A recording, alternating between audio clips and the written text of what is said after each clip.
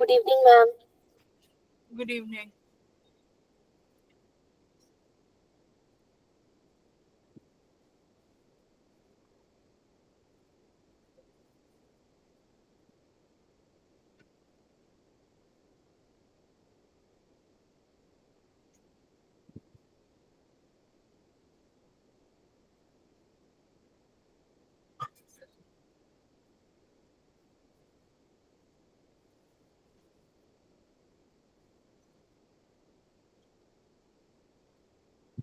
Good evening, ma'am. Good evening, everyone. तो student तुम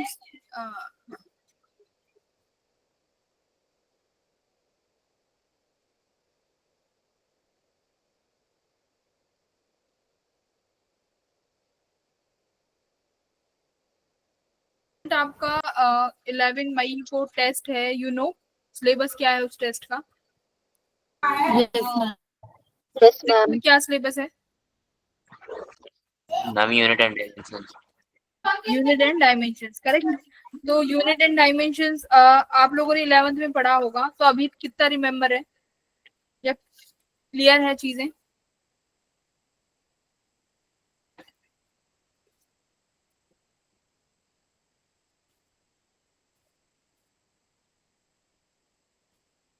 बताओ, क्योंकि हम लोगों को प्रिपेयर करनी। राहुल 90%, ठीक है, वेल डन। अगर 90% चीजें ऑलरेडी आती हैं तो बहुत इजी हो जाएगा हम लोगों के लिए, क्योंकि एग्जाम है तो उसके अकॉर्डिंग हम लोग प्रिपेयर भी करेंगे।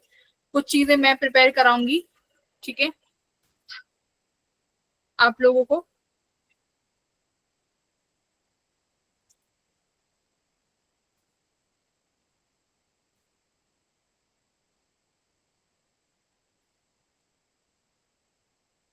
Good evening, ma'am. Good evening.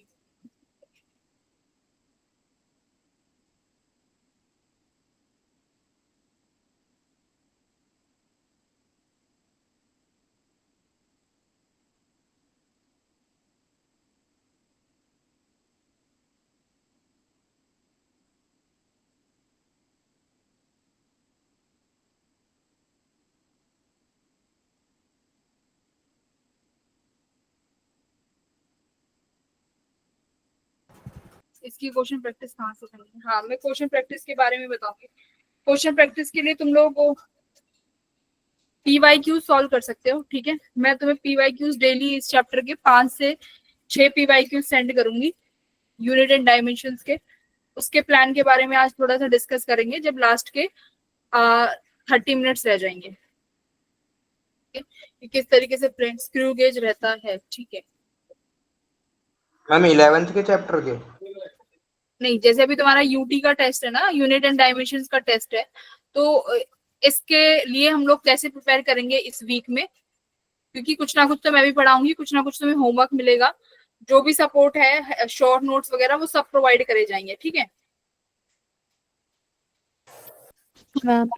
तो लास्ट 30 मिनट्स में वी विल डिस्कस, इतने अभी और स्टूडेंट्स को ज्वाइन करने दो, कि हम लोग कैसे प्लान करेंगे इस वीक के लिए। और एक मुझे ये बताओ, तुम लोग डीपीपीस क्यों नहीं सबमिट करते हो पहले? तो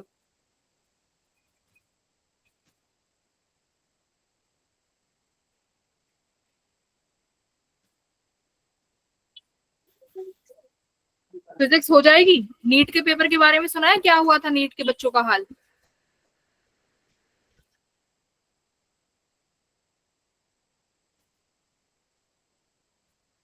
बच्चे रो रहे हैं वो नीट वाले। फिजिक्स का पेपर देखा है किसी ने नीट का? मैम ऐसा एडवांस क्या लेवल हुआ तक है? के 3-4 क्वेश्चन आए हैं उसमें, ठीक है। तो इस लेवल तक का पेपर आया है डिफिकल्टी लेवल में। तो तुम लोग ये मत सोचो कि नीट का पेपर ऐसा आया है तो जेई का फिर किस लेवल तक का आएगा, ठीक है। तो हल्के में मत लो फिजिक्स को, क्योंकि फिजिक्स ही गेम चेंजर होती है फॉर द नीट और जेई के लिए भी। नीट वालों के लिए बायो आसान होती है, जेई वालों के लिए केमिस्ट्री इजी होती है, ठीक है। मैथ चल जाता है बहुत ही डिफिकल्टी लेवल पे। बीच का बचता है फिजिक्स। फिजिक्स में जितना क्वेश्चन ज्यादा सॉल्व करोगे उतना ही तुम्हारी रैंक में असर आएगा। और तुम लोग ले रहे हो इतना हल्के से कि ठीक है अभी तो स्टार्टिंग है, अभी तो एक ही चैप्टर हुआ है, अभी तो 10 ही दिन चल रहे हैं, धीरे धीरे सिलेबस चले जाएगा, correct. Good evening, ma'am. Good evening Anjali. बताओ मैं सही कह रही हूँ कि गलत कह रही हूँ? मैम एकदम सही कह रहे हो। हाँ, कंपटीशन बहुत है एक्चुअली, बट जो एक्चुअल कंपटीशन है ना, जो एक्चुअली में जो बच्चे पढ़ रहे हैं वो बहुत कम है। 15 लाख बच्चों ने दिया होगा जेई, पर देखो तो सही क्वालिफाई कितने कर रहे हैं।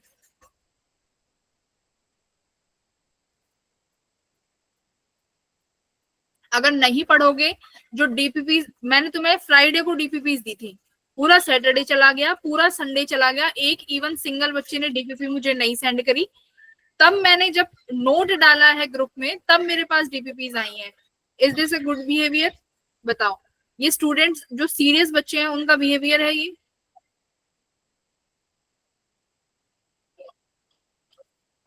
हाँ, लक्ष्य व्हाट्सएप पे मैं ग्रुप डीपीपीज वगैरह सेंड करती हूँ, तो वहां से आप पिक कर सकते हो नंबर।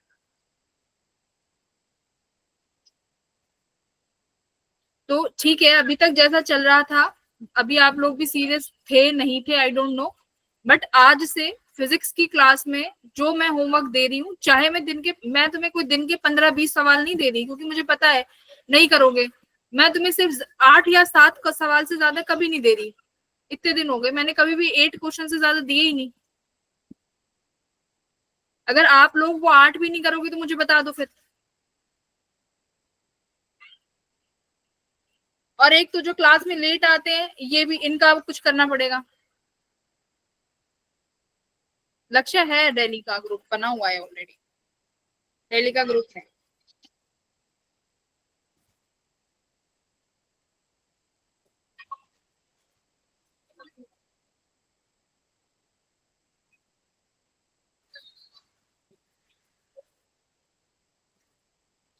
क्लास को आराम से ज्वाइन करेंगे, 10 मिनट लेट उठ के आएंगे, फिर आधा टॉपिक चल जाएगा। क्या फायदा है फिर पढ़ाने का?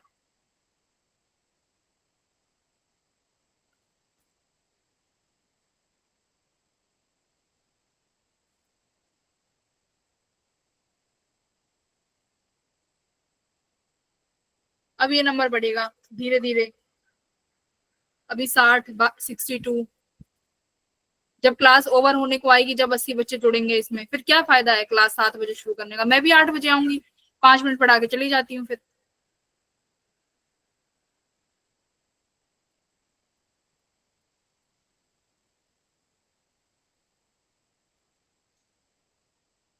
ऐसे नहीं चलेगा, देखो मेरी क्लास में ऐसे बिल्कुल नहीं चलेगा।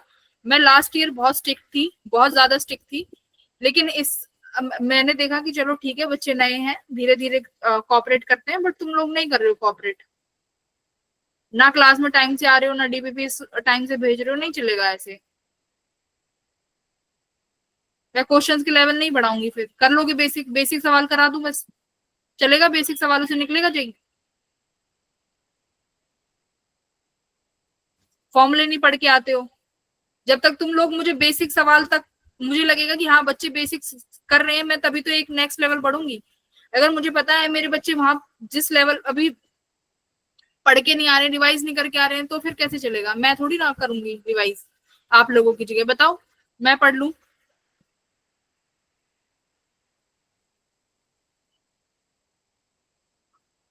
मेंस नहीं निकलेगा? कैसे निकल जाएगा मेंस?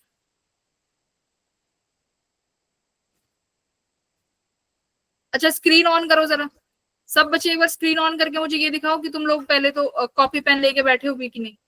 स्क्रीन ऑन करो सारे, सबकी स्क्रीन ऑन होनी चाहिए। ठीक है, कॉपी पेन दिखाओ मुझे, गुंजन कॉपी दिखाओ कहाँ है। ठीक है, लक्ष्य, श्रुति तुम भी दिखाओ।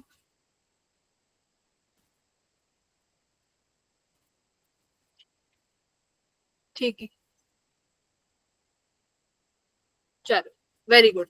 लड़कियां तो सीरियस हैं भाई सारी। वेल डन श्रुति, वेल डन एवरीवन। चलो अब आज की क्लास स्टार्ट करते हैं।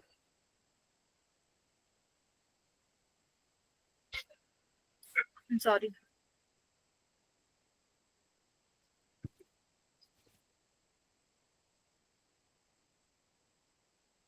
राहुल अभी तक केरला नहीं पहुंचे तुम?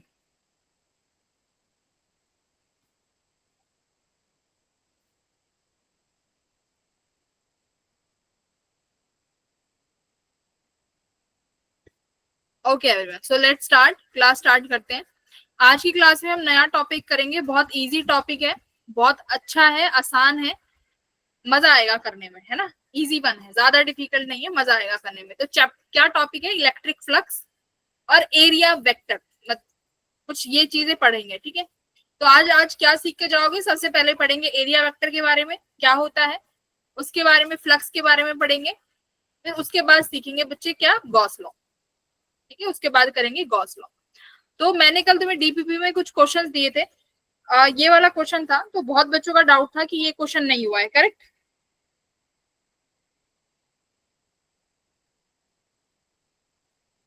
ये वाला क्वेश्चन नहीं हुआ था ना बहुत बच्चों का। तो देखो बच्चों, सबसे पहले ऐसे वाले क्वेश्चंस में हमें क्या करना होता है, फोर्सेस को इक्वेट करना होता है। सवाल क्या था कि हमारे पास एक चार्ज पार्टिकल है, ये मास m, ठीक है। ये एक चार्ज पार्टिकल है और इसके पास मास भी है, 1 kg का है मास, और इसके पास हमें चार्ज भी गिवन है 5 माइक्रोकूलम। अब क्या बोल रहा है कि इस कोएफिशिएंट ऑफ फ्रिक्शन भी लगा हुआ है और इलेक्ट्रिक फील्ड में ये चार्ज पार्टिकल रखा हुआ है। तो आपसे बोल रहा है कि ये पार्टिकल स्टार्टिंग से डाउन तक आने में कितना समय लगेगा, यानी इस पॉइंट तक आने में कितना समय लगेगा अगर एंगल 30 डिग्री है। तो बेटा ऐसे सवालों में सबसे पहले एनएलएम में आपने सीखा होगा क्या बनाते हैं, free body diagram, free body diagram बनाते हैं, राइट। तो अब मुझे इस बात बताओ, इस मास पे कौन कौन सी फोर्सेस लग रही होंगी? सबसे पहले तो ग्रेविटी, ग्रेविटी की वजह से बेटा वेट लग रहा होगा डाउनवर्ड्स, mg, है ना, ये डाउनवर्ड्स mg फोर्स लग रहा है। अब बेटा जहां पर ये मास रखा हुआ है और ये जो आपका इंक्लाइन प्लेन है, इन दोनों के बीच में एक फोर्स लग रहा होगा, नॉर्मल वाला, ऊपर की तरफ, कांटेक्ट फोर्स, कांटेक्ट फोर्स लग रहा होगा नॉर्मल ऊपर की तरफ। अच्छा, ये दो फोर्सेस लग रहे हैं। अब एक बात देखो, ये mg डाउनवर्ड एक्ट कर रहा है। अब इस mg के करते हैं हम लोग कंपोनेंट, ठीक है। इस mg का एक कंपोनेंट यहाँ आएगा और एक कंपोनेंट यहाँ आएगा, राइट। अगर ये एंगल थीटा है तो ये एंगल थीटा बनेगा। mg का ये कौन सा कंपोनेंट आएगा, mg cos थीटा, ये वाला कौन सा आएगा, mg sin theta, mg sin theta. तो नॉर्मल को हमेशा mg का कौन सा कंपोनेंट बैलेंस करता है, cos थीटा। अब एक चीज देखो, इन्होंने क्या बोला है, देखो पढ़ो सवाल में क्या कह रहा है, and A horizontal electric field, यानी इलेक्ट्रिक फील्ड कैसी है बेटा, हॉरिजॉन्टल, यानी इस डायरेक्शन में इलेक्ट्रिक फील्ड होगी हॉरिजॉन्टली, ऐसे ऐसे इलेक्ट्रिक फील्ड होगी। तो यानी इस मास पे या इस चार्ज पार्टिकल पे इलेक्ट्रिक फील्ड भी क्या लगा रही होगी, फोर्स लगा रही होगी कि नहीं लगा रही होगी, फोर्स लगा रही होगी, हाँ फोर्स लगा रही होगी। अब देखो, अब इस इलेक्ट्रिक फील्ड के भी कंपोनेंट करो इस इलेक्ट्रिक फील्ड के कंपोनेंट। ऐसा होगा, ये इलेक्ट्रिक फील्ड है और ये mg है, क्योंकि mg कैसे एक्ट कर रहा है, वर्टिकली डाउनवर्ड्स, और इलेक्ट्रिक फील्ड कहाँ एक्ट कर रहा है बेटा, हॉरिजॉन्टली, ये हॉरिजॉन्टल है और ये क्या है, वर्टिकल। तो ये इनके बीच में कितने डिग्री का एंगल बन रहा होगा, 90 डिग्री का। अब एक बात बताओ, अगर ये एंगल थीटा है तो ये एंगल कितना हो जाएगा बेटा, 90 माइनस थीटा, 90 माइनस थीटा। तो इलेक्ट्रिक फील्ड का यहाँ पे कौन सा आएगा mg के साथ, E का कौन सा कॉम्पोनेंट बनेगा, साइन थीटा, राइट। नहीं 90 माइनस थीटा है ना, इलेक्ट्रिक फील्ड का ये एंगल 90 माइनस थीटा बना, तो ये कौन सा कॉम्पोनेंट आया इलेक्ट्रिक फील्ड का, साइन थीटा। और यहाँ पर कौन सा जाएगा बेटा इलेक्ट्रिक फील्ड का, E cos थीटा। तो अभी तक हमने फोर्स बैलेंस कर ली है x डायरेक्शन में और y डायरेक्शन में। अच्छा, अब ये क्या बोल रहा है कि तुम्हारा जो चार्ज पार्टिकल है ये कहाँ आ रहा है भाई, इसको बी पॉइंट तक पहुंचना है। इसका मतलब ये चार्ज पार्टिकल कहाँ पर मूव कर रहा होगा, डाउनवर्ड्स, ऐसे। अच्छा, तो अभी फ्रिक्शन भी है। अब बेटा फ्रिक्शन कहाँ एक्ट करता है, मोशन के अगेंस्ट, रिलेटिव डायरेक्शन के, रिलेटिव मोशन के अपोजिट, रिलेटिव मोशन को अपोज करता है। अगर ये चार्ज पार्टिकल नीचे आ रहा है, यानी फ्रिक्शन कहाँ एक्ट कर रहा होगा, E cos थीटा पर या mg sin थीटा पर, हाँ पीछे फ्रिक्शन, फ्रिक्शन यानी यहाँ एक्ट कर रहा है। बस हो गई सारी फोर्सेस बैलेंस। अब आपको टाइम निकालना है कि कितना टाइम लगेगा। तो बेटा यहाँ से हम लोग यहाँ से क्या निकाल लेंगे, पहले फोर्स को बैलेंस करो, किस डायरेक्शन में, y डायरेक्शन में करो। चलो y डायरेक्शन में बताओ कैसे फोर्स बैलेंस करेंगे। नॉर्मल किस किस के बराबर होगा, mg cos theta plus E sin theta. E sin theta. ई साइन थीटा। अच्छा एक बार बताओ नॉर्मल क्या है बेटा? Force. Normal is ma'am force. mg क्या है बेटा? फोर्स। ई क्या है? इलेक्ट्रिक फील्ड है। तो हम इलेक्ट्रिक फोर्स को फील्ड। इक्वेट कर रहे हैं, तो इलेक्ट्रिक फील्ड की वजह से फोर्स क्या होती है? QE। क्या होती है? QE। मैं यहाँ पर क्या लिखूंगी? QE। Q क्या है? इस मास का चार्ज जो गिवन है 5 माइक्रो कूलम। तो QE sin थीटा आपके पास सारी वैल्यू है। क्या नॉर्मल की वैल्यू निकल जाएगी यहाँ से? Yes ma'am. क्या नॉर्मल फाइंड हो जाएगा? मास की वैल्यू है, ग्रेविटी की भी है, cos 30 भी है, इलेक्ट्रिक फील्ड भी है, तो नॉर्मल की वैल्यू आ जाएगी कि नहीं आ जाएगी? आ गई। ये आपने वाई डायरेक्शन में फोर्सेस को बैलेंस कर लिया। ठीक है, ऐसे ही करते हैं एनएलएम में भी, ऐसे ही क्वेश्चन सॉल्व होते हैं। अब आ जाओ एक्स डायरेक्शन में। ओके, अब एक्स डायरेक्शन की बात करते हैं। अब एक्स डायरेक्शन में लगने वाली फोर्स बताओ बेटा। यहाँ पर लग रही है mg sin थीटा, और एक इधर डायरेक्शन में लग रही है क्या? Friction plus E cos theta. यही फोर्सेस लग रही हैं। अच्छा यस मैम। अगर एक बात बताओ, अगर mg sin थीटा अगर ये इक्विलिब्रियम में होती तो क्या होता? mg sin थीटा किसके बराबर होता बेटा? Friction plus E cos theta. Friction plus E cos theta. और इक्विलिब्रियम में होने का मतलब क्या है कि ये चार्ज, ये पार्टिकल मूव नहीं करेगा, Rest पे क्योंकि होगा। जितना उसका mg sin थीटा खींच रहा है उतना ही उसको ये ऊपर वाले फोर्सेस खींच रही हैं। अगर ये इक्विलिब्रियम में होगा तो डायरेक्ट नीचे आपका ये चार्ज पार्टिकल मूव नहीं करेगा। तो अगर ये नीचे मूव कर रहा है, जैसे इन्होंने बोला है कि चार्ज पार्टिकल स्लाइड डाउन, ये रहा चार्ज पार्टिकल स्लाइड डाउन, मतलब पार्टिकल नीचे आ रहा है। तो बेटा from second law of motion F net किसके बराबर हो रहा होगा? कुछ ना कुछ एक्सीलरेशन तो रही होगी कि नहीं रही होगी, क्योंकि एफ नेट जीरो तो है नहीं। F net does not equals to zero है। अगर एफ नेट जीरो हो जाता तो मतलब चार्ज पार्टिकल इक्विलिब्रियम में होता, राइट? बताओ भाई, Yes, अगर आपके पास एफ नेट जीरो होता, इसका मतलब चार्ज पार्टिकल किस में होता? इक्विलिब्रियम में। इक्विलिब्रियम में बोले तो mg sin थीटा और जो ऊपर वाली फोर्सेस हैं एक दूसरे को बैलेंस कर रही हैं। बैलेंस कर रही है मतलब चार्ज पार्टिकल मूव नहीं कर रहा। बट इन्होंने बोला है चार्ज पार्टिकल स्लाइड्स डाउन, मतलब चार्ज पार्टिकल नीचे की तरफ आ रहा है। तो तुम्हारा सेकंड लॉ क्या कहता है न्यूटन्स का? F net equals to mass into acceleration.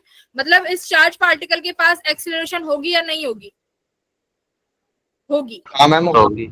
होगी ना बेटा, क्योंकि ये चार्ज पार्टिकल नीचे आ रहा है। तो एफ नेट बताओ अब इस पे। एफ नेट क्या हो जाएगा? mg sin थीटा, फोर्सेस बताओ। mg sin थीटा नीचे आ रहा है, तो जो फोर्स इसको नीचे खींच रहा है वो फोर्स क्या होगा? बड़ा होगा, तभी तो उसको नीचे आ रहा है पार्टिकल। तो mg sin थीटा में से क्या क्या माइनस कर दें? Friction minus E cos theta. cos theta. बेटा अब ये एफ नेट है, अब ये फोर्स किसके बराबर हो जाएगा? Mass into Mass into acceleration. Acceleration तो मास कितना दिया हुआ है आपको? 1 kg। मास की वैल्यू मैं यहाँ पे 1 रख देती हूँ। 1 kg। तो यहाँ से क्या निकल के आ जाएगा? एक्सीलरेशन। क्या निकल के आ गया? एक्सीलरेशन। अब ये फ्रिक्शन फोर्स किसके बराबर होता है? Mu into mu dot n. Mu into N. तो आपने नॉर्मल की वैल्यू निकाल ली होगी फर्स्ट इक्वेशन से। म्यू आपको गिवन है 0.2 इंटू नॉर्मल, तो फ्रिक्शन आ गया। बाकी सारी वैल्यू इक्वेशन 2 में रख दोगे तो क्या निकल के आ जाएगा? एक्सीलरेशन।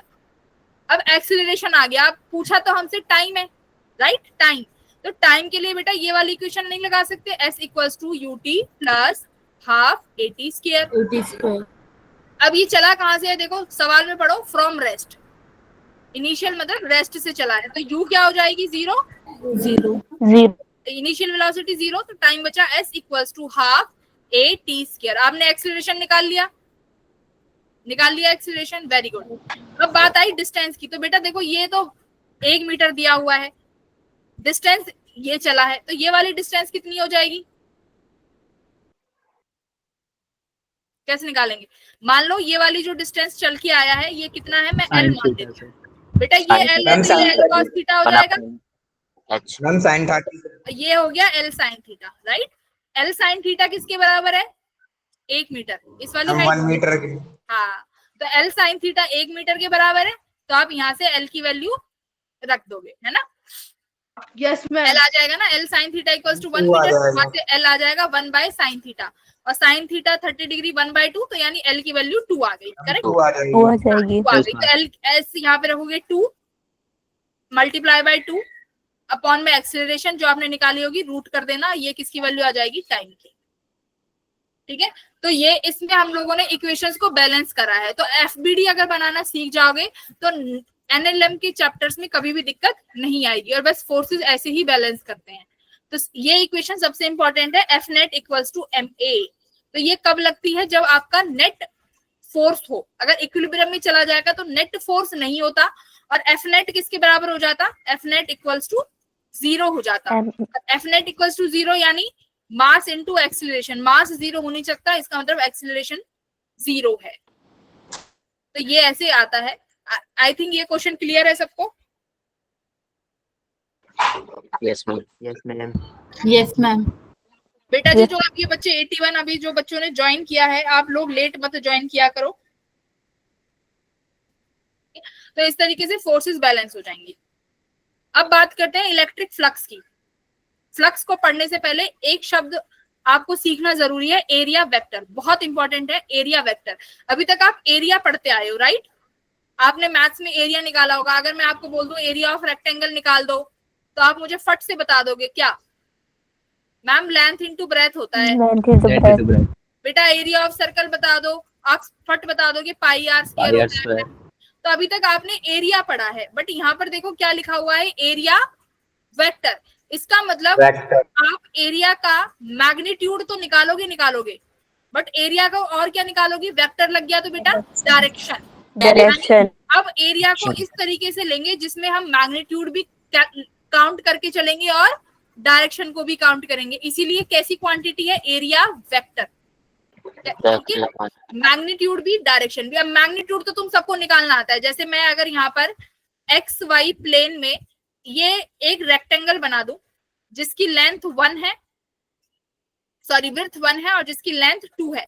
अब मैं आपसे कहूं बेटा एरिया निकाल दो, सब निकाल देंगे। कितना आया? 2 मीटर स्क्वायर। सबने निकाल दिया। अगर अभी मैं तुमसे कहूं बेटा डायरेक्शन निकाल दो, डायरेक्शन निकाल पाओगे? नहीं निकाल पाओगे। तो वही डायरेक्शन आज हम लोग सीखेंगे कि एरिया में डायरेक्शन कैसे लेते हैं। चलो, बहुत बहुत इंपॉर्टेंट है और बहुत इजी है, ध्यान से देखना। देखो बेटा, ये वही है डायग्राम। मैंने एक रेक्टेंगल लिया हुआ है, 5 centimetre length, 5 centimetre width. Area आप जैसे निकालोगे 5 इंटू 5 करके 25। अब हमेशा मुझे क्या लेना होगा, डायरेक्शन। क्या लेंगे, डायरेक्शन। अब डायरेक्शन के लिए बेटा यहाँ पर हम किस चीज का यूज करते हैं, देखो एरिया। अब इस एरिया को वेक्टर वाइज लिखो।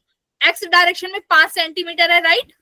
तो 5 एक्स के लिए क्या लगाते हैं डायरेक्शन के लिए, बताओ? आई कैप। 5 आई कैप।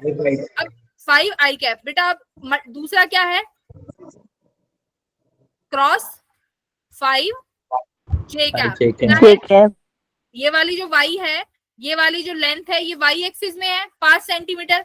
अगर मुझे वेक्टर में लगाते हैं तो बेटा क्या लिख दूंगी, 5 जे कैप लिख दिया। तो मैग्नीट्यूड कितना आया, 5 5 25। अब एक बार डायरेक्शन बताओ, देखो कैसे लिखते हैं डायरेक्शन, आई कैप, जे कैप और के कैप। इसका मतलब अगर आप आई से, ये कब लिखते हैं, क्रॉस प्रोडक्ट में। किसमें बेटा, क्रॉस प्रोडक्ट।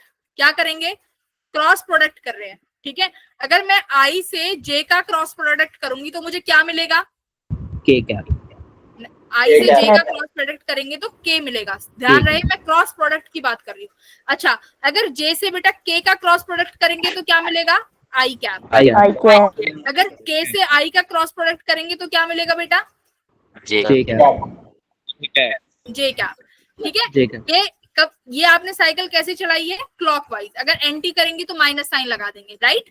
ये मैंने क्लॉकवाइज चले हैं तो प्लस प्लस प्लस आया है। अगर आप वहीं पे उल्टा चलोगे, उल्टा कैसे, आई जे के। अब मैं अगर ऐसे चलूं, आई से के चल रहे हैं तो अब क्या मिलेगा, माइनस जे कैप। एंटी में चल रहे हो तो आप डायरेक्शन माइनस में हो जाएंगे। आई से के मिलेगा आपको माइनस जे कैप। के से जे पे क्या मिलेगा बेटा, माइनस आई कैप। जे से आई कैप में क्या मिलेगा, माइनस के कैप। तो इस तरीके से हम लोग क्या करते हैं, क्रॉस प्रोडक्ट का वैल्यू लेते हैं। अब देखो आपने आई क्रॉस जे किया तो क्या मिला, के कैप। क्या मिला बेटा, भाई आई क्रॉस जे करेंगे तो के कैप आया। इसका मतलब 25 हो गया मैग्नीट्यूड, और के क्या होगी बेटा, के क्या हो गया, डायरेक्शन।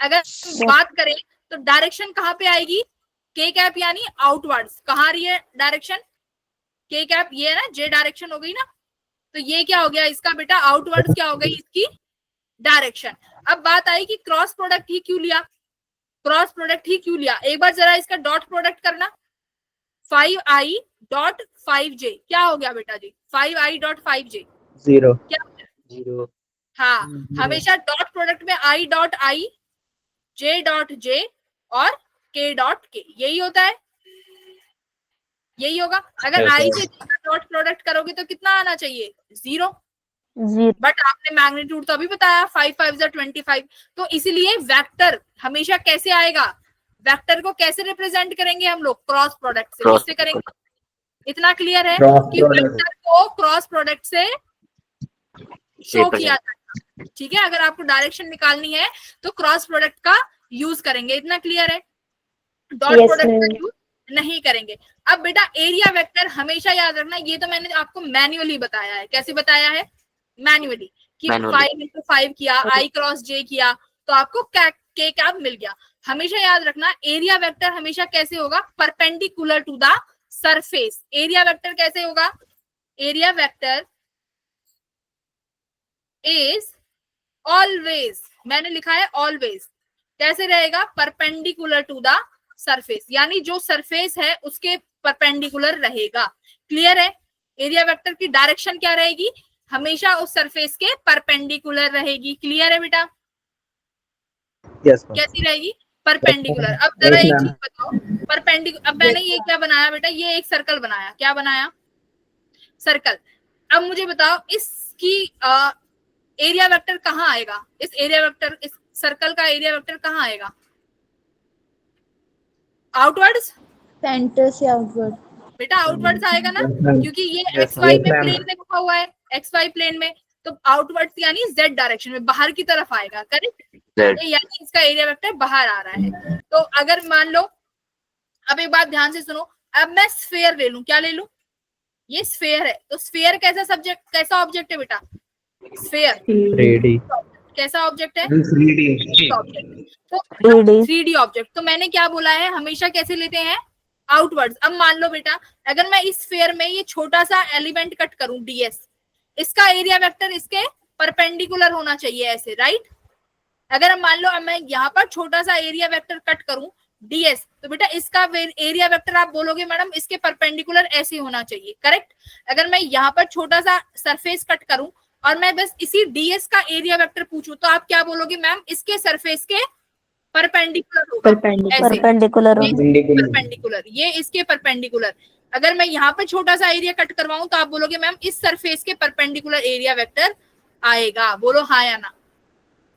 Yes, ma'am. इतना समझ में आया कि एरिया वेक्टर कैसा रहेगा। और एक चीज और, अब आप, मैंने बोला है परपेंडिकुलर होना चाहिए, अब आप ये मत कह देना कि मैम ये तो सर्कल, आपने ये स्फीयर तो बनाया बट आप एरिया वेक्टर, मान लो आपने ये एरिया ऐसे काटा ds, तो परपेंडिकुलर तो मैं ऐसे भी बना सकता हूँ, आपने ये काटा तो परपेंडिकुलर तो मैं ऐसे भी बना सकता हूँ, बट इसकी डायरेक्शन हमेशा क्या होनी चाहिए बेटा, रेडियली आउटवर्ड, क्या होनी चाहिए, Outward. आउटवर्ड्स। Outward. तो हमेशा डायरेक्शन को क्या लेना है, आउटवर्ड्स लेना है, Outward. परपेंडिकुलर और आउटवर्ड्स। क्लियर है, डायरेक्शन हम कैसे लेंगे, परपेंडिकुलर लेंगे और आउटवर्ड्स लेंगे। आउटवर्ड। स्क्रीन पे एक क्वेश्चन है, यहाँ पर मैंने एक ये रेक्टेंगल रखा हुआ है, आप मुझे इसका एरिया वेक्टर बताएं। मैम ये 3D है 2D में है? ये 2D है, ये 3D दिख रहा है बट 2D में लो इसको, ठीक है। इसको ऐसे, ये 3D आपकी डायरेक्शंस है, ये बस ये वाला रेक्टेंगल ले लो, मान लो मुझे बस इस प्लेट का एरिया चाहिए, ठीक है, इस प्लेट का डायरेक्शन देखो, अब ये है x में 2 है, y में 3 है, z में 4 है, मुझे सिर्फ इस वाले सरफेस का एरिया चाहिए। तो डायरेक्शन देखो किस में रखा हुआ है, ये पैरेलल किस प्लेन के है, ये YZ, y ये रहा, और बेटा z ये रहा, YZ प्लेन के पैरेलल है। तो मैंने एरिया क्या बोला है, परपेंडिकुलर होना चाहिए। अगर ये YZ में है तो इसका एरिया वेक्टर कहां पर आएगा, x एक्सिस x में। देखो ये वाला जो सरफेस मैंने शेड करी है वो YZ में रखी हुई है, ठीक है, अगर वो YZ प्लेन में है तो उसका एरिया वेक्टर कहाँ पर आएगा? Positive ma'am X X axis direction, यानी मैं बात करूं तो ऐसे एक्स डायरेक्शन। ठीक है, तो ये हो गई डायरेक्शन की बात। क्लियर, ये हमने डायरेक्शंस की बात कर ली। तो एरिया वेक्टर वेक्टर क्वांटिटी है, direction of area vector is always perpendicular to the surface, यानी परपेंडिकुलर रहेगी सरफेस की। फिर थर्ड पॉइंट क्या कह रहा है? For open surface. Open surface कैसे होते हैं? 2D। ओपन सरफेस को क्या बोलते हैं? 2D object. 2D जैसे स्क्वायर हो गया, रेक्टेंगल हो गया, ट्रायंगल हो गया, ये 2D ऑब्जेक्ट है। तो इनमें कैसे डायरेक्शन को कंसिडर करोगे आप? परपेंडिकुलर डायरेक्शन, जैसे I क्रॉस J करके, है ना, उसमें परपेंडिकुलर डायरेक्शन निकल आएगी। बट अगर बेटा क्लोज्ड सरफेस यानी 3D है, 3D में जैसे मैंने अभी क्या बनाया था? स्फेयर। क्या बनाया था? स्फेयर। उसमें आपको डायरेक्शन कैसे लेनी है? Outward normal. कैसे लेनी है? जैसे ये सरफेस कट किया आपने, ऐसे आउटवर्ड की तरफ नॉर्मल डायरेक्शन। ठीक है, तो क्लोज्ड सरफेस में कैसे लेंगे? नॉर्मली। और जो 2D सरफेस होगा उसमें तो हम क्रॉस प्रोडक्ट कर सकते हैं। क्लियर है? चलो अब थोड़ा सा बात करते हैं फ्लक्स के बारे में, कि एरिया वेक्टर मैंने तुम्हें पढ़ाया है, ये क्यों पढ़ाया है? क्योंकि फ्लक्स में इसका यूज होगा। तो पहली बात तो फ्लक्स क्या होगी? करेक्ट। अभी तक बेटा आप लोग क्या पढ़ते आए हो? इलेक्ट्रिक फील्ड पढ़ते आए हो।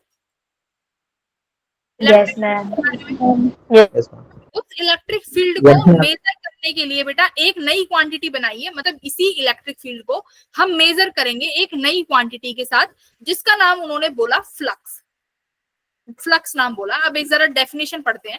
Electric flux is basically the amount of electric field crossing a cross sectional area, या आप बोल दो the amount of electric field lines भी बोल सकते हैं, crossing a cross sectional area. मतलब ये एक ऐसी क्वांटिटी बना दी, ऐसी कंपेरेबल क्वांटिटी बना दी कि अगर हम फ्लक्स निकाल लेंगे तो हम ये बता सकते हैं कि किसी भी एरिया से कितनी इलेक्ट्रिक फील्ड पास हो रही है।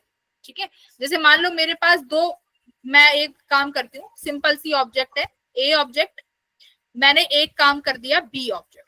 ठीक है, अब मैंने सिर्फ आपसे इतना बोला कि बेटा जो ए है उसका फ्लक्स ज्यादा है। मैंने बोला कि जो क्वांटिटी ए ऑब्जेक्ट ए है उसका फ्लक्स ज्यादा है कंपैरेटिवली टू बी। तो आप सीधा सीधा ये समझोगे कि मैं क्या बताना चाह रही हूँ कि ए से इलेक्ट्रिक फील्ड लाइंस जो पास कर रही है वो क्या है? ज्यादा है as compare to comparable B. Quantity बना दी है ना, कंपेरेबल क्वांटिटी बना दी। कैसे? अगर मैं कहूं ए से ए का फ्लक्स अगर 20 है, सुनो, ए का फ्लक्स अगर 20 है, बी का फ्लक्स अगर 10 है, इसका मतलब क्या है? ए ऑब्जेक्ट से जो flux electric field lines pass कर रही होंगी वो दुगनी होंगी बी से। करेक्ट, कंपैरिजन करोगे ना, इलेक्ट्रिक फील्ड लाइंस जो है वो जितनी बी से पास कर रही होंगी उससे 2 टाइम्स ज्यादा किस में कर जाएंगी बेटा? ए में। तो ये एक ऐसा हमने क्वांटिटी बना ली जो हमारे लिए इजी हो इलेक्ट्रिक फील्ड को कैलकुलेट करने के लिए, कि आपने अगर फ्लक्स कैलकुलेट कर लिया तो आप डायरेक्ट बता सकते हो या जज कर सकते हो कि अगर ए से फ्लक्स ज्यादा है दैट मीन्स ए से इलेक्ट्रिक फील्ड लाइंस जो पास कर रही हैं वो भी किसी दूसरी क्वांटिटी से तो ज्यादा होंगी। अच्छा, अब यहाँ पर एक चीज देखो, एक चीज लिख रही है क्रॉसिंग। क्या लिख रहा है? क्रॉसिंग। इस क्रॉसिंग से आप क्या समझे?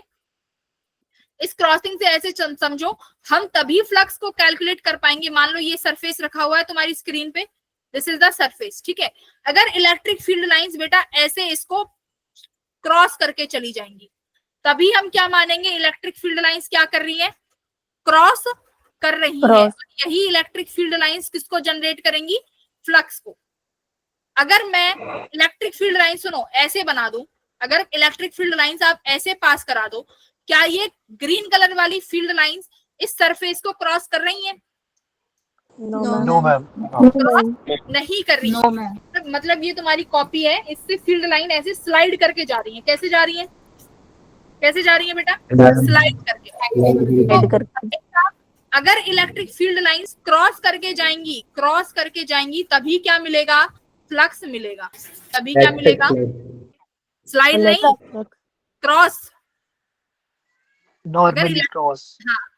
हाँ, अगर इलेक्ट्रिक फील्ड लाइंस ऐसे क्रॉस करके जाएंगी किसी सरफेस से, मतलब ऐसे चीरते हुए जाएंगी, तभी मुझे फ्लक्स मिलेगा। अदरवाइज अगर उस सरफेस को ऐसे स्लाइड करते हुए जा रही है तो फ्लक्स नहीं मिलेगा। क्या लिखा हुआ है बेटा यहाँ पे? क्रॉस।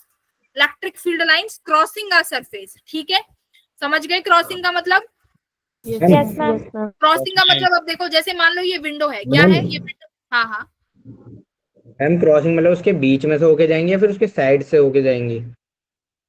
उसको चीरते हुए जाएंगी, उस सरफेस को, ठीक है उस मैम। सरफेस को क्रॉस चीरते हुए जानी चाहिए। ठीक है, अब जैसे देखो ये विंडो है, ठीक है, इस विंडो से समझो ये विंडो एक ऐसा जरिया है जहां से इलेक्ट्रिक फील्ड लाइन क्या कर सकती है? एंटर कर सकती है। क्या कर सकती है इलेक्ट्रिक फील्ड लाइंस? एंटर कर सकती है। एंटर कर। बताओ, अगर इलेक्ट्रिक फील्ड लाइंस ऐसे जा रही हैं इस सरफेस से, तो क्या ये फ्लक्स बनाएंगी? No ma'am. Yes ma'am. No बेटा, नो मैम। क्रॉस नहीं कर रही ना। अगर अब ये विंडो है, तुम्हारे घर में जो विंडो है ऐसे, क्या तुम्हारे घर में अब मान लो ये विंडो लग रही है और बारिश पड़ रही है, तो क्या वो बारिश इस रूम में आती है अंदर? No ma'am. No ma'am. नहीं आती। बारिश रूम में अंदर आएगी? तुम बैठे हो अपने वो अपने रूम में विंडो में, अब आप बारिश को देख रहे हो, तो बारिश कैसे उस विंडो से जस्ट कैसे टकरा के नीचे गिर जाती है? रूम में एंटर तो नहीं करती। रूम में एंटर, तो क्या वो बारिश तुम्हारे रूम में पानी इकट्ठा करेगी? No ma'am. तो क्या वो No, ma'am. क्या ये फ्लक्स इलेक्ट्रिक फील्ड इकट्ठा करेगी? No ma'am. No ma'am. No बेटा। अब समझ में आया? अगर मैं इसी को अब मान लो अगर अब बारिश कैसे आ जाए, किसी ऐसे आ जाए, अब मान लो कोई पाइप लेके खड़ा हुआ है, सुनो बाहर तुम्हारी विंडो के बाहर कोई शैतान बच्चा खड़ा हुआ है पाइप लेके, पानी का है ना, वो बड़ी वाली पाइप आती है जो, वो लेके खड़ा हुआ है। अगर वो तुम्हारी उस पाइप को ऐसे वर्टिकली लेके खड़ा हो जाए ऐसे, तो क्या ये पानी अंदर आएगा कि नहीं आएगा? आएगा। तो ये वही क्रॉसिंग है, ये वही क्रॉसिंग है। ठीक है, इलेक्ट्रिक फील्ड लाइंस क्रॉस करनी चाहिए तभी फ्लक्स जनरेट करेंगी। अब क्रॉस समझ में आ गई कैसे होगा ये क्रॉस? Yes, ये ma'am. ऐसे Yes, मतलब बाहर से आ रही हैं ये लाइंस। ठीक है, दीज लाइंस आर फ्रॉम बाहर, ये बाहर से आ रही हैं, ये तुम्हारी विंडो है और इस विंडो को क्रॉस करके अंदर आ जा रही है। अब समझ में आया मीनिंग ऑफ क्रॉस में क्या बोलना चाह रही हूँ? Yes ma'am. Very good. अब बात करते हैं कि फ्लक्स बेटा डिपेंड किस किस पे करता है, किस पे फ्लक्स डिपेंड करता है। अब मुझे एक बात बताओ, अगर मैं अगर मैं इस विंडो के साइज को बड़ा कर दूं, तो क्या ज्यादा पानी अंदर आ पाएगा? Yes, क्या ma'am. इससे लाइंस अंदर आ पाएंगी? Yes ma'am. आ पाएंगी। तो इसका मतलब फ्लक्स और किस किस पे डिपेंड कर रहा होगा? फ्लक्स को डिनोट करते हैं बेटा फाई से। देखो फ्लक्स को डिनोट करेंगे फाई से। तो मैं फाई, अगर मैं एरिया बड़ा कर दूं तो क्या फ्लक्स ज्यादा आएगा, हाँ या ना? Yes ma'am. Yes, ma'am. Okay. अच्छा अब एक बात फील्ड बढ़ बताओ, जाए तो? हाँ बिल्कुल। अब एक बात बताओ, अगर मैं इलेक्ट्रिक फील्ड लाइंस जो आ रही हैं उन्हीं इलेक्ट्रिक फील्ड लाइंस को स्ट्रॉन्ग कर दूं, क्या कर दूं? उन्हीं इलेक्ट्रिक फील्ड लाइंस को स्ट्रॉन्ग कर दें। कैसे? मान लो मेरा ये एरिया है, हमारे पास ये एरिया है, पहले जो फील्ड लाइंस आ रही थी इस एरिया से बेटा कुछ ऐसे आ रही थी, फील्ड लाइंस आ रही थी ऐसे निकल गई। ठीक है, ये आई और ये ऐसे निकल गई परपेंडिकुलरली। अब मान लो मैंने क्या बोला, अब मैं क्या बढ़ा रही हूँ? फील्ड लाइंस बढ़ा रही हूँ, यानी इलेक्ट्रिक फील्ड कैसी कर दूं? इलेक्ट्रिक फील्ड कैसी कर दूं? स्ट्रॉन्ग इलेक्ट्रिक फील्ड के पास इलेक्ट्रिक फील्ड लाइन कैसी होती है? Close Close. मैंने आपको बोला कि मैं इलेक्ट्रिक फील्ड बढ़ा दूं। अगर इलेक्ट्रिक फील्ड बढ़ा दूंगी तो क्या इसी एरिया से ज्यादा इलेक्ट्रिक फील्ड लाइन क्रॉस नहीं कर जाएंगी? Yes ma'am. पहले 2 कर रही थी और अब 3 कर गई। तो यानी फ्लक्स और किस चीज में डिपेंड कर गई? इलेक्ट्रिक फील्ड पे। किस पे कर गई बेटा? इलेक्ट्रिक फील्ड पे। यानी फ्लक्स 2 चीजों पे डिपेंड कर रहा है, एक इलेक्ट्रिक फील्ड और एक दूसरा एरिया। अब एक बात बताओ, एरिया, क्या एरिया का सिर्फ मैग्नीट्यूड देखोगे कि डायरेक्शन भी देखोगे? Direction. Yes, तो ये एरिया बेटा वेक्टर है।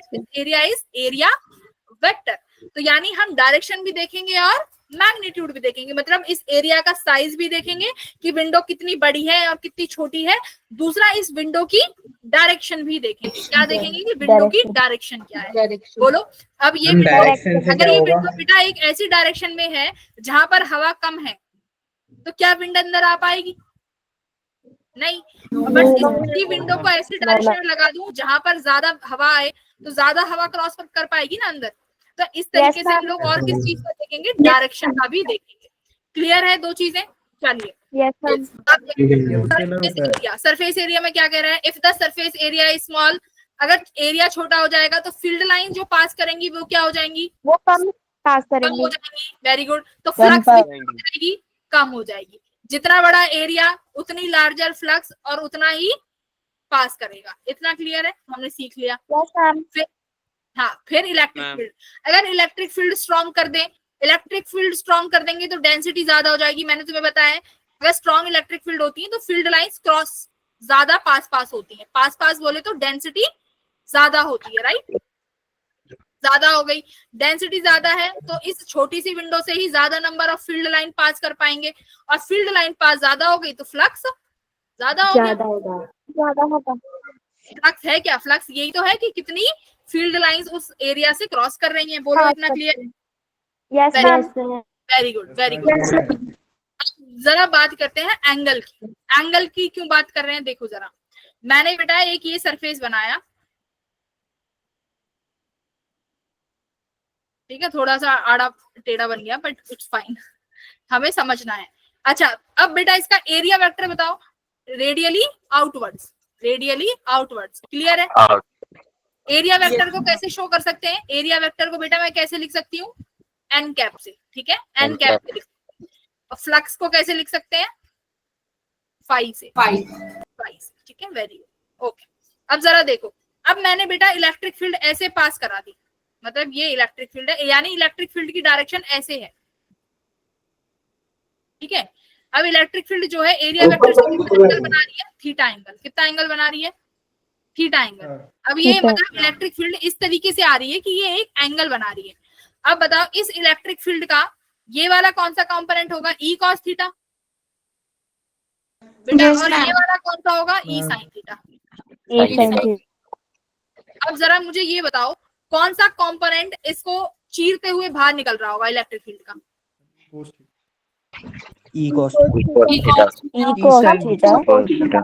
करेक्ट। साइन थीटा तो ऐसे हो जाएगा ना, ऐसे ऐसे ऐसे साइड में से टच करके बाहर आ गया है ना। तो कौन सा कंपोनेंट इसका हमें सिर्फ इलेक्ट्रिक फील्ड दे रहा होगा, ई कॉस थीटा। तो यानी आप इलेक्ट्रिक और फ्लक्स को कैसे लिख सकते हो, flux equals to electric field area, और इन दोनों का कौन सा product, dot product, cos theta.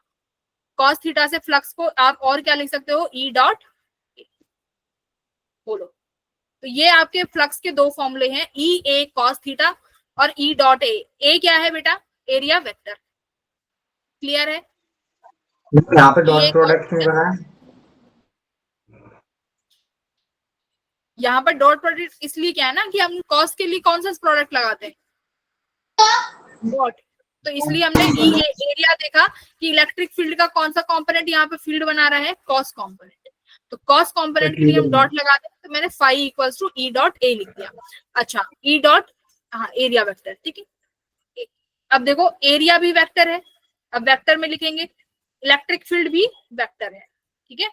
अच्छा, अब एक बात बताओ, क्या मैं फ्लक्स पे वेक्टर लगाऊं? No ma'am.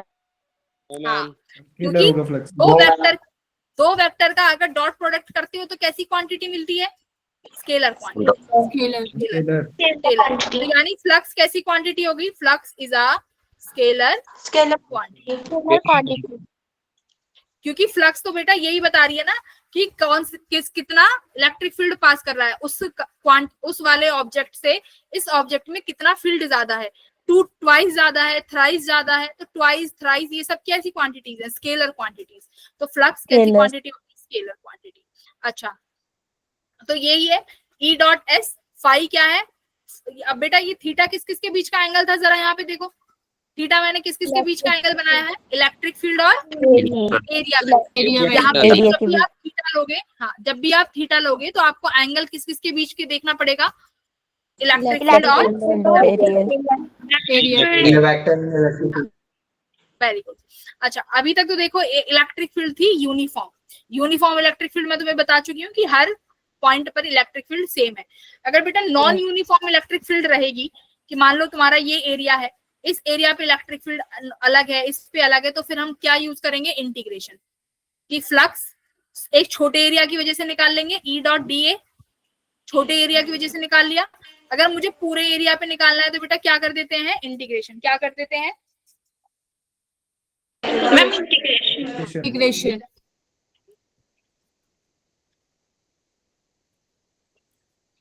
Sorry, correct. अगर हमें हमारे पास इलेक्ट्रिक फील्ड वेरी कर रही है तो मैं पहले क्या करूंगी, इस छोटे से एरिया पे निकाल लिया, ठीक है, फिर पूरे एरिया पे क्या कर देंगे, इंटीग्रेशन कर देंगे। तो इंटीग्रेशन के लिए हमारी किस में आ जाती है, इस वाले उसमें, यानी इंटीग्रेशन वाले फॉर्म में आ गई। तो यानी आप इसको ई और डी एस कॉस थीटा ऐसे भी लिख सकते हो, क्लियर, इंटीग्रेशन फॉर्म में। तो ये दो फॉर्म हो गई हैं, एक तो basic formula E A cos theta, दूसरा अगर नॉन यूनिफॉर्म इलेक्ट्रिक फील्ड होगी तो एज यूजुअल हम इंटीग्रेशन यूज करते हैं, तो इंटीग्रेशन का यहाँ पर यूज करेंगे by using integration sign. I hope इतना क्लियर है। क्वेश्चंस की तरफ बढ़ते हैं। ये वाला क्वेश्चन जरा देखो, इस क्वेश्चन को सॉल्व करेंगे। देखो क्या कह रहा है, इलेक्ट्रिक फील्ड गिवन है बेटा किसमें, 8i + 4j + 3k, इस तरीके से इलेक्ट्रिक फील्ड गिवन है। अब क्या कह रहा है, the electric flux through a surface of area 100 units, यानी कोई सरफेस एरिया है जो 100 यूनिट्स का है, किस डायरेक्शन में है, एक्स वाई प्लेन में। तो यानी एरिया मैं लिखूं 100 यूनिट, बेटा मुझे तो डायरेक्शन भी चाहिए। अगर एक्स वाई प्लेन में अगर वो एरिया है तो उसका मुझे ये बताओ एरिया वेक्टर कहाँ होगा, Z डायरेक्शन। होता है, वेरी गुड। तो 100 क्या लिखूं, के कैप, क्या लिखें, के कैप। 100 तो अभी फ्लक्स क्या हो जाएगा, ई डॉट ए, तो लिख दो 8i + 4j + 3k dot 100k, क्या आंसर आ जाएगा, what will be your answer. Ma'am 300।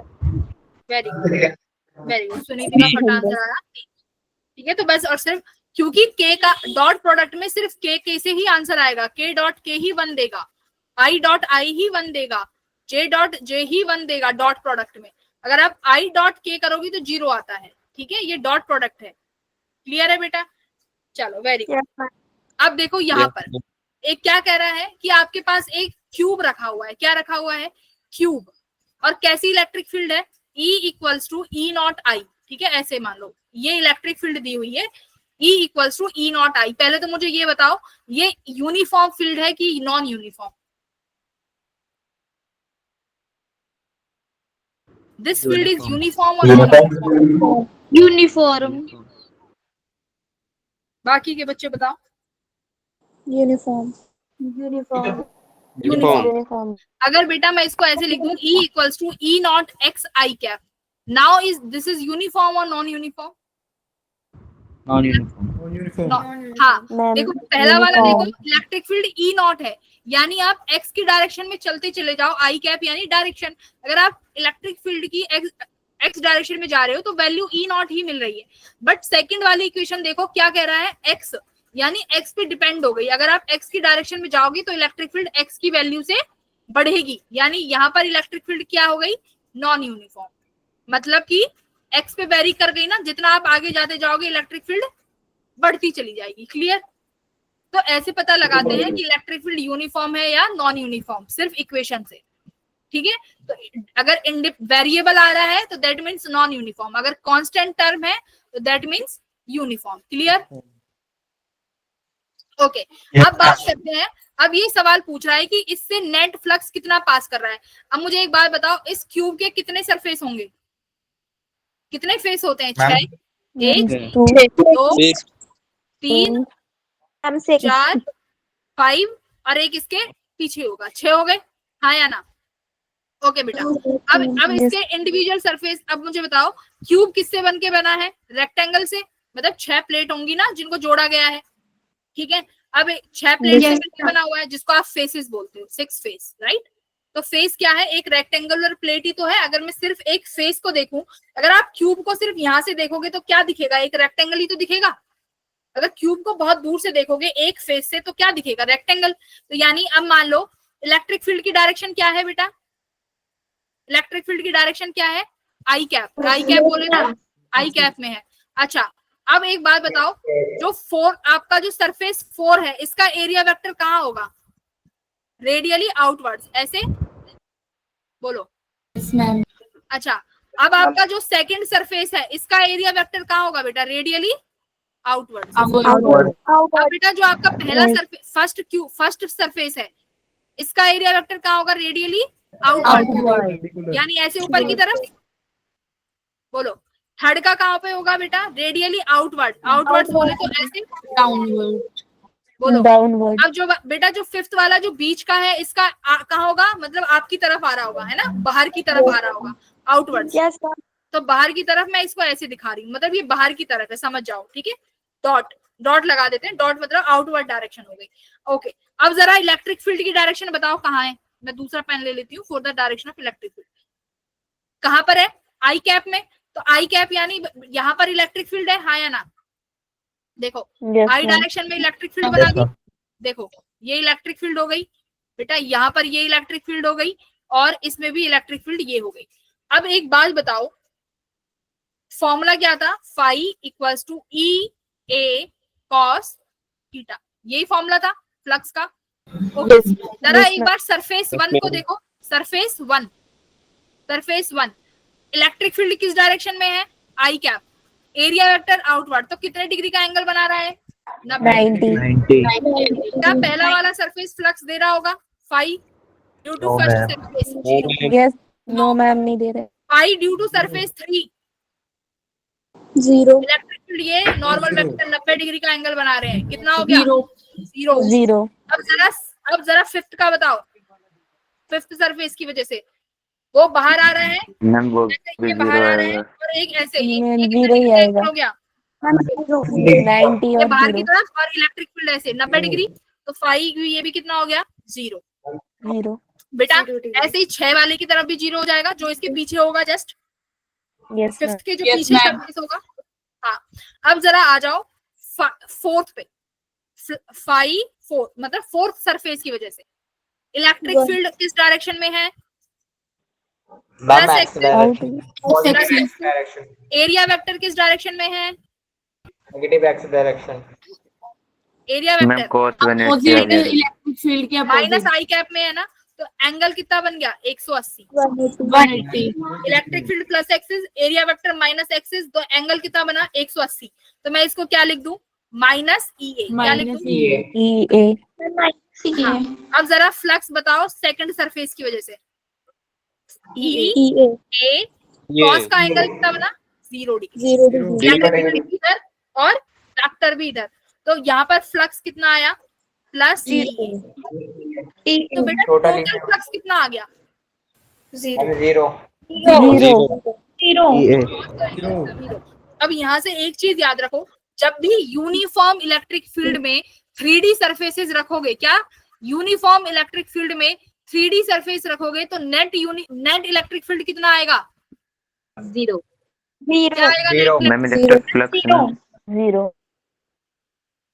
Zero. क्या आएगा नेट इलेक्ट्रिक फील्ड? 0। अगर मान लो इसी इक्वेशन को टफ करने के चक्कर में, ये PYQ है आपका, अगर इसी इक्वेशन को तुम्हें कंफ्यूज करने के चक्कर में ऐसे दे दें, सुनो, इस इक्वेशन को ऐसे बना दें। इलेक्ट्रिक फील्ड जो है बेटा ये दी हुई है 2i cap plus 3j cap plus 6k cap. ये फ्लक्स तुम्हें दे दें ये क्यूब। अब तुमसे बोल दें कि बताओ कि नेट फ्लक्स क्या है। अब तुम्हें दे दें ये क्यूब, दे दें ये इलेक्ट्रिक फील्ड है, अब तुमको दे दें कि नेट इलेक्ट्रिक फ्लक्स बताओ, क्या लिख के आओगे पेपर में? 0। क्या लिख लो? तो ये अपनी कॉपियों में लिख लो कि अगर यूनिफॉर्म इलेक्ट्रिक फील्ड है और 3D सरफेस है, क्यूब कैसा सरफेस होता है? 3D। तो 3D सरफेस है तो हमेशा नेट फ्लक्स क्या होगा? 0। क्या होगा? 0। क्यों होगा? यहाँ भी सुनो, क्योंकि जितना फ्लक्स बेटा इन हो रहा है उतना ही फ्लक्स क्या हो गया? आउट। जितना फ्लक्स अंदर गया उतना ही बाहर चला गया, तो इस क्यूब के अंदर तो कुछ बचा ही नहीं, तो phi in equals to phi out हो गया। क्लियर है? ओके। अब एक बार ये वाला क्वेश्चन देखो, लास्ट के 15 मिनट रुक जाना, मैं तुम्हें 8:15 तक क्लास चलेगी, लास्ट के 15 मिनट में तुम्हें यूनिट एंड डायमेंशंस का कुछ बताऊंगी। अब ये वाला सवाल जरा देखो बेटा, यहाँ पर इलेक्ट्रिक फील्ड कितनी है? 4000 x स्क्वायर। ये इलेक्ट्रिक फील्ड यूनिफॉर्म है कि non uniform? Non-uniform. Ma'am non Non-uniform. Uniform. क्या इसका आंसर 0 होगा? No ma'am. No, ma'am. No ma'am. ठीक है, नहीं होगा। ऐसे सवाल में जहां पे 2 आई कैप 3 कैप 6 कैप हो वहां पर 0 आंख बंद करके कर दो। यहाँ पर वेरिएबल है, वेरिएबल में 0 नहीं होगा। तो आप देखो यहाँ पर इलेक्ट्रिक फील्ड दे दिया आपको। अब पहले मुझे बताओ क्या सारे सरफेसेस इलेक्ट्रिक फील्ड बनाएंगे, फ्लक्स बनाएंगे? यस। नहीं, no ma'am. No, ma'am. No, अभी तो ma'am. देखा है सिर्फ 2 सरफेसेस की वजह से आया है ना। हम एक्स डायरेक्शन वाले बनाएंगे। इसमें भी बेटा अगर इलेक्ट्रिक फील्ड, अब देखो मेरी बात, यहाँ पर इलेक्ट्रिक फील्ड किसमें है? आई कैप में।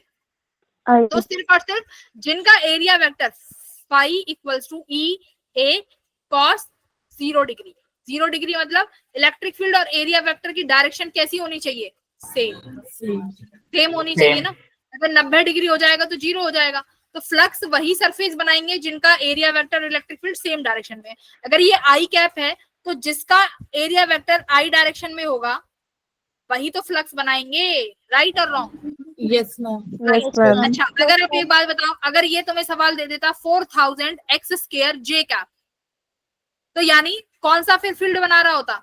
ये वाला, ये वाला, ये बना रहा होता ना फ्लक्स, ये वाला फ्लक्स बना रहा होता ना, फिर बना रहा होता ना। तो इन चीजों का हमें पेपर में ध्यान रखना है। रखेंगे ध्यान? Yes ma'am. अब जरा ये सवाल देखो। अब यानी तुम्हारे पास ये पहला सरफेस और ये तीसरा सरफेस, ये फ्लक्स बनाएगा, बाकी सब फ्लक्स 0 जैसा यहाँ देखा है। अच्छा, फ्लक्स ड्यू टू 1 फॉर्मूला है आपके पास E A cos theta. Cos theta. Theta कितना हो जाएगा? माइनस, मतलब 180 डिग्री का होगा तो माइनस ई ए। इलेक्ट्रिक फील्ड की वैल्यू बताओ कितनी गिवन है? 4000 एरिया, एरिया हाँ आई कैप है। अब तो लगा दिया ना कॉस थीटा आई कैप के लिए, माइनस साइन आ गया ना, तो अब थीटा क्यों लगा रहे हो? कॉस 180 रख के तो -1 आया है।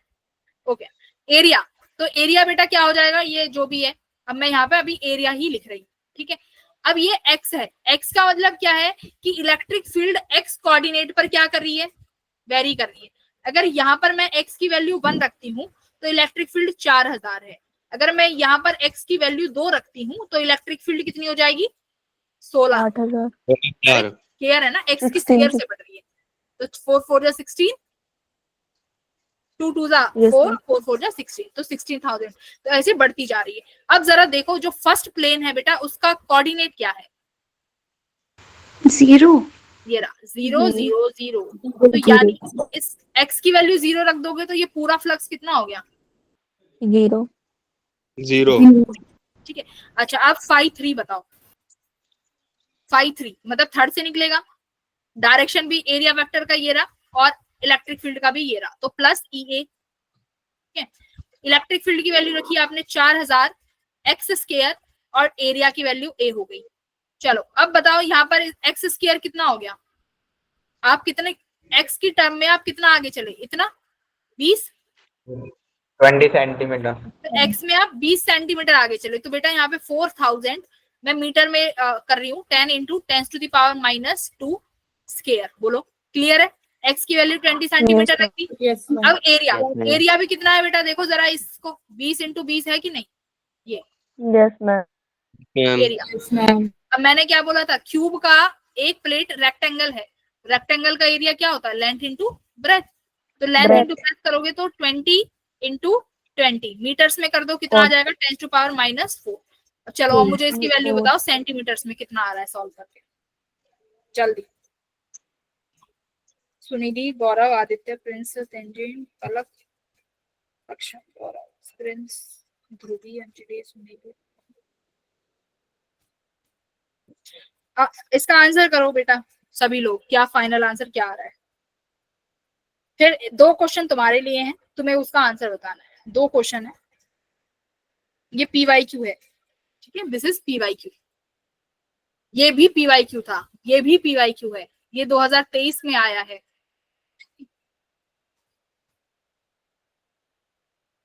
आदित्य देखो, इसमें हमें इलेक्ट्रिक फील्ड वो हमें फ्लक्स निकालना है। इलेक्ट्रिक फील्ड गिवन है। अब इलेक्ट्रिक फील्ड एक्स स्क्वायर है यानी वेरिएबल है, ठीक है। अभी हमने देखा कि क्यूब के सारे सरफेसेस फ्लक्स नहीं देंगे, वही देंगे जिनमें इलेक्ट्रिक फील्ड और एरिया वेक्टर में या तो एंगल 0 बनेगा या 180 बनेगा। तो जो सरफेस 1 है उसमें एंगल बन रहा है 180 डिग्री, तो इलेक्ट्रिक फील्ड की वैल्यू रख दी 4000 x square into area. X square यानी एक्स की कोऑर्डिनेट रखना पड़ेगा, तो एक्स का कोऑर्डिनेट 0 0 0 है, देखो यहाँ पे एक्स का वैल्यू 0 0 है, तो एक्स की वैल्यू 0 रखते ही पूरी टर्म क्या हो गई 0, तो फ्लक्स 0 हो गया। थर्ड सरफेस देखो 4000 एक्स स्क्वायर की वैल्यू रख दी आपने, कितना आगे चले आप 20 सेंटीमीटर, ये देखो डायरेक्शन यही दी हुई है 20 की वैल्यू रख दी एक्स में। फिर एरिया लेंथ इंटू ब्रेथ, तो लेंथ भी 20 दी हुई है और हाइट भी, तो बस आपने वैल्यूज पुट करी है यहाँ पे 0.064, ठीक है। 64 नहीं आ रहा होगा यार, 64 ही आ रहा होगा, एक बार चेक करो। 4000 है ना ये, मैम वो 10 की पावर -8 हो जा रहा है, तो फिर वो 10 की पावर 7। 4 और ये कितना हो गया 4 और 8 हो गया, 4 और 4 8 हो गई ये, और ये कितनी होगी 1 2 3 4 5, तो 10 टू पावर -3 हो गई ना। 1 2 3 4 5 6, 1 2 3 4 5 6 भाई 6, ठीक है ठीक है, वेरी गुड। आ गया, देखो ये सेंटीमीटर में पूछ रहा है, तुम मीटर में निकाल रहे हो कि सेंटीमीटर में? सेंटीमीटर। सेंटीमीटर, हाँ तो सेंटीमीटर में पूछ, ठीक है वेरी गुड, ठीक है। तो ऐसे क्वेश्चंस हम लोग सॉल्व कर लेंगे एग्जाम में, कर लोगे ना? ये 2023 का ही पीवाईक्यू है और काफी डिसेंट पीवाईक्यू है, ठीक है। अच्छा अब इसका आंसर बता दो, जिसने कॉन्सेप्ट पकड़ लिया 1 सेकंड में बता देगा, जिसने कॉन्सेप्ट नहीं पकड़ा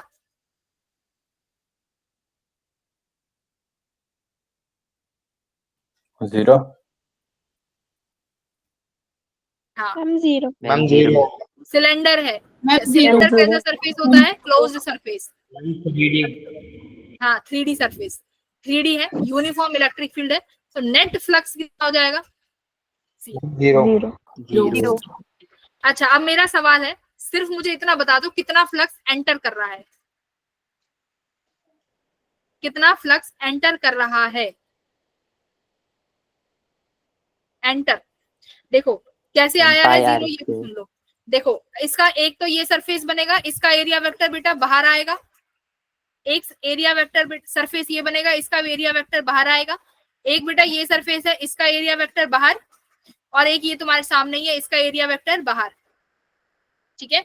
Rn ने -E है, एरिया तो बता, ये तो मुझे भी पता है, flux equals to E area, electric field X direction में है तो ई ए cos 180 लिखेंगे -E, एरिया क्या होगा बेटा? IR²। पाई तो इलेक्ट्रिक फील्ड -E πr², तो ये इनकमिंग हो गया, ठीक है, इनकमिंग फ्लक्स, वेरी गुड, बहुत अच्छे। चलो लास्ट क्वेश्चन, हाँ ये वाला क्वेश्चन है, बहुत प्यारा सवाल है फ्लक्स का, बहुत अच्छा, इसको एक बार और बता दो। ये सर ABC कितना होगा फ्लक्स? हाँ very good everyone, very good Anjali, very good Aryan, very good Samiksha, Jatin, everyone, बहुत अच्छे, मजा आ गया। चलिए इन 3 सरफेसेस के और बता दो।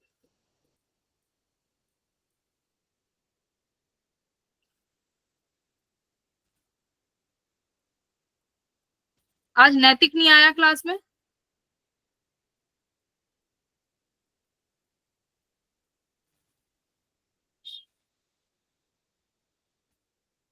आया है नैतिक, आज सवाल के जवाब नहीं दे रहा, क्या हुआ?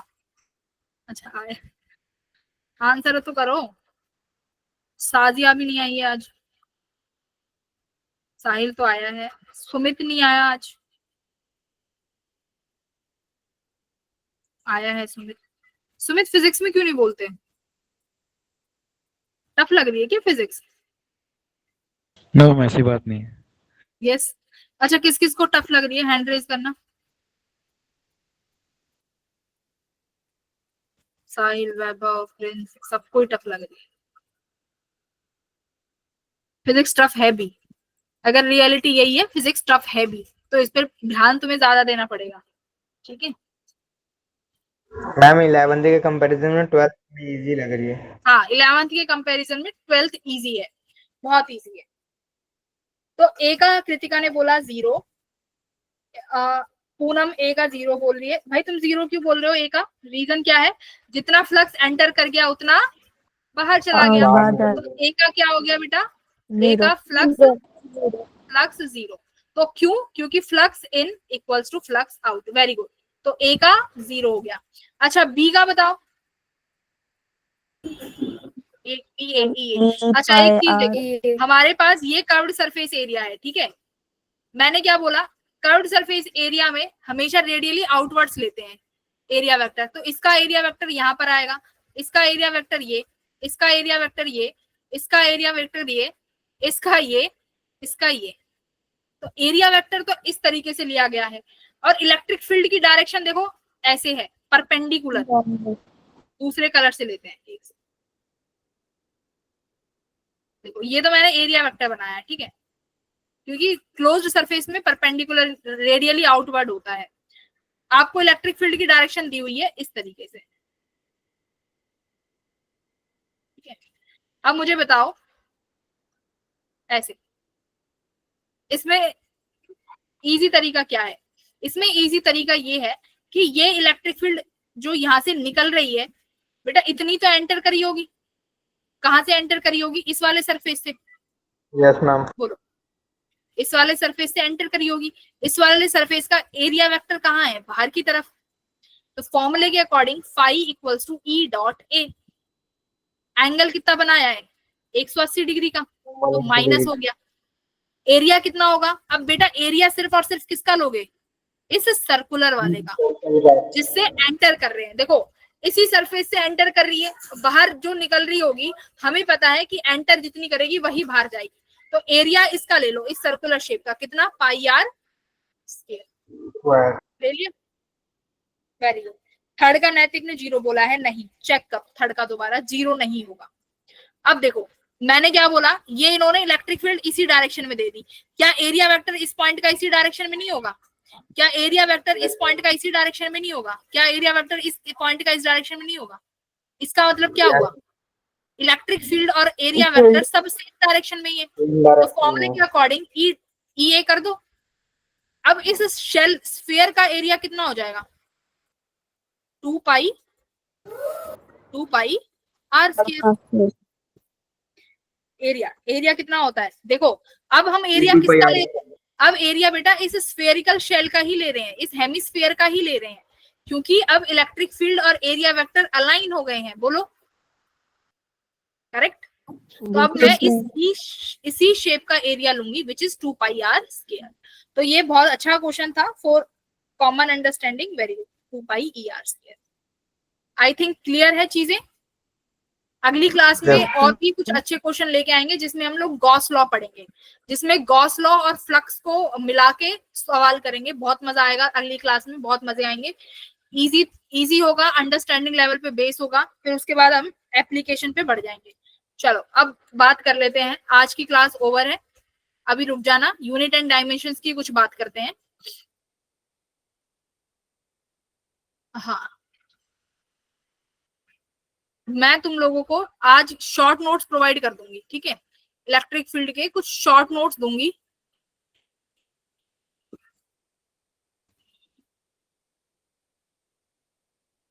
ये क्लास नोट्स है मेरे, शॉर्ट नोट्स। रुक जाओ। यूनिट एंड डायमेंशंस में क्या क्या पढ़ने वाली चीजें हैं और क्या क्या नहीं पढ़ना है, ये शॉर्ट नोट्स तुम्हें क्लास में अभी मैं आज दे दूंगी। इसमें से तुम्हें पढ़ना कैसे है, देखो कैसे पढ़ना है, कैसे हम लोग कवर करेंगे। आज मैं तुम्हें 5 सवाल दूंगी इसके, ये तुम्हें घर से करके आने हैं। सुनो, सबसे पहले आता है हमारा डायमेंशन। डायमेंशंस में क्या होती है? फिजिकल क्वांटिटीज, ठीक है।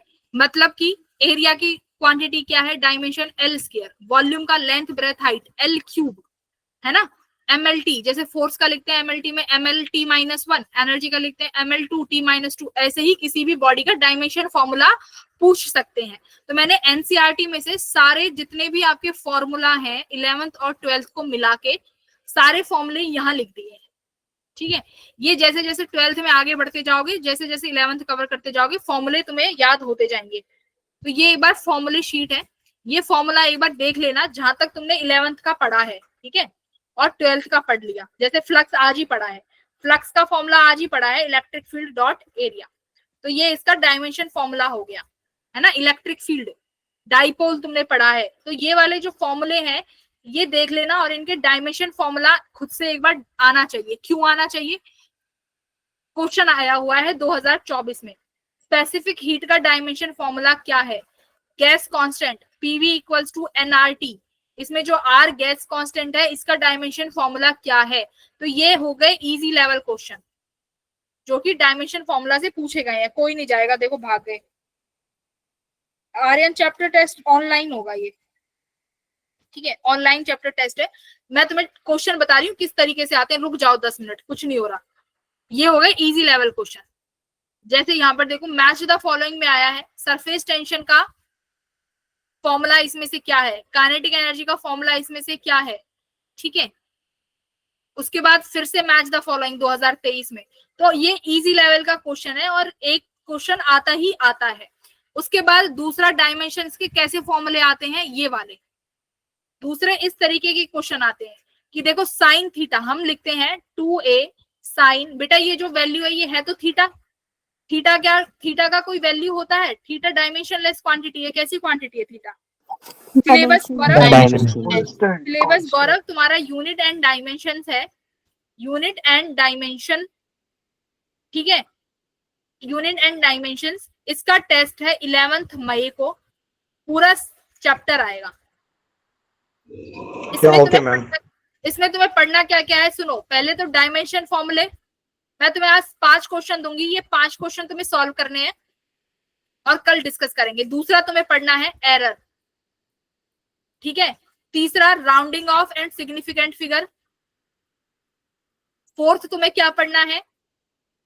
एरर हो गया, rounding off, addition, subtraction, multiplication और डिवीजन कैसे करते हैं, ये 4 चीज तुम्हें पढ़नी है। स्क्रू गेज वगैरह वो मैं पढ़ाऊंगी, ठीक है, वो मेरे पे छोड़ दो। ये चारों चीजें हम लोगों को कवर करनी है। अब देखो थीटा कैसी क्वांटिटी है बेटा, अभी तुमने बोला थीटा डायमेंशनलेस है।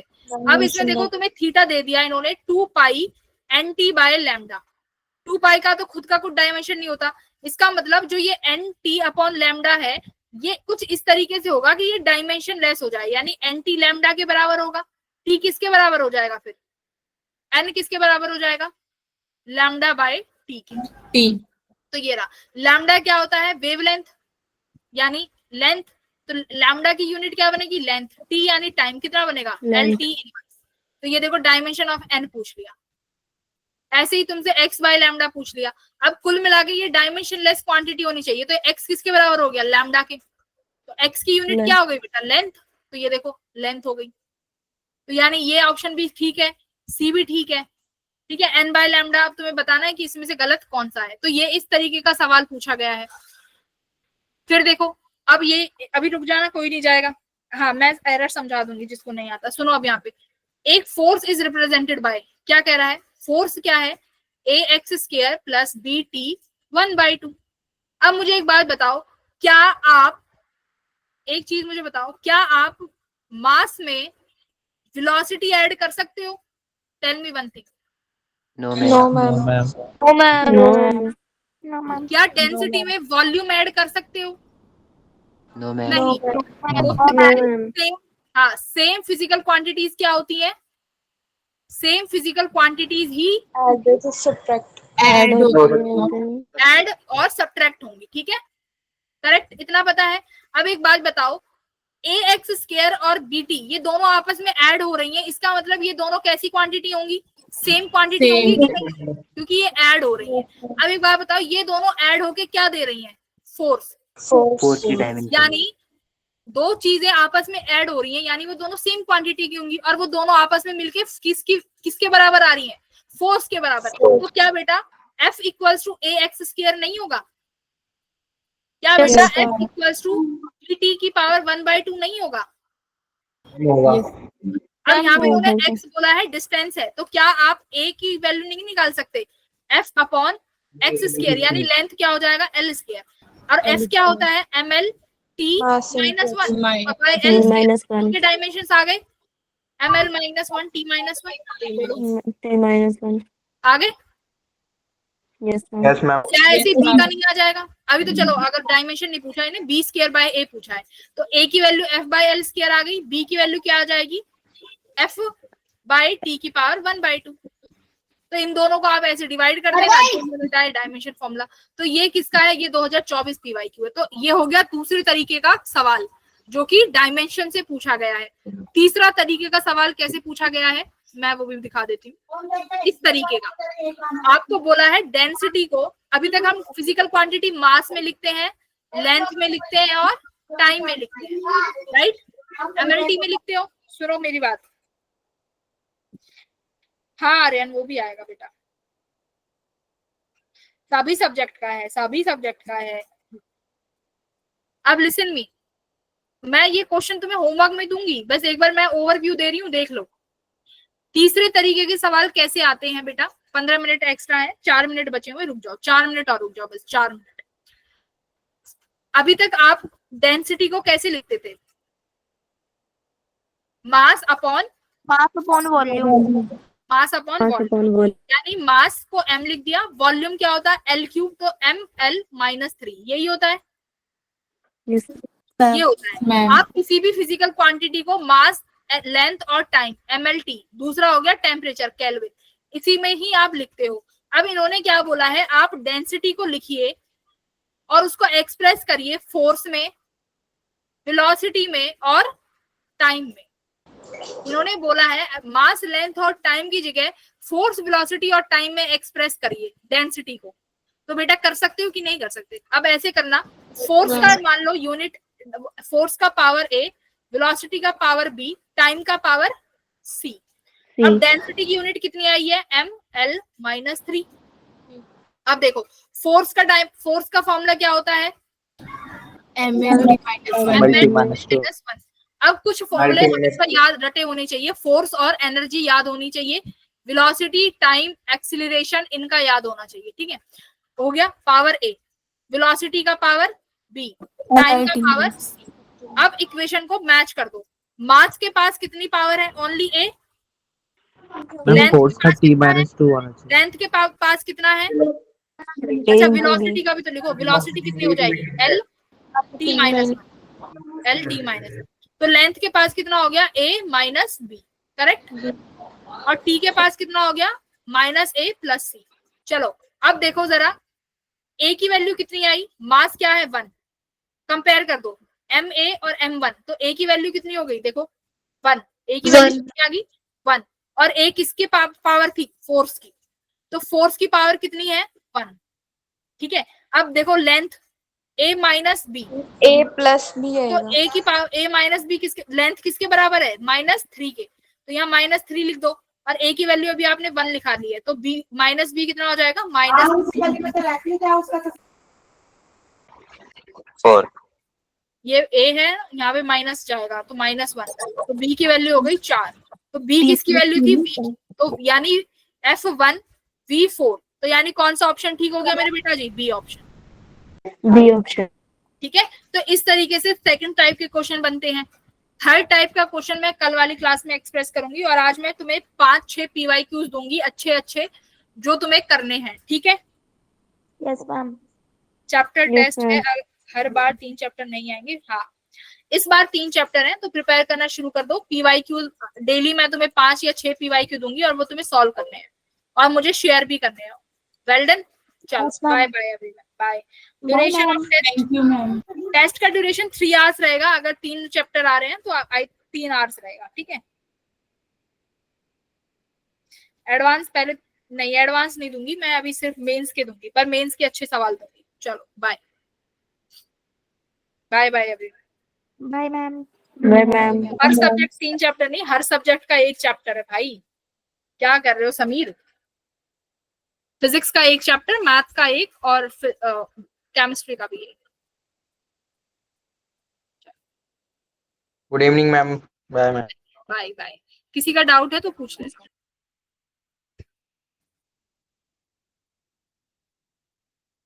हाँ हाँ बोलो, हाँ बोलो, किसका डाउट आया?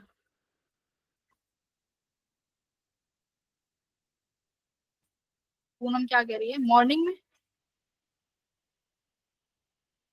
हाँ एग्जाम मॉर्निंग में ही होगा।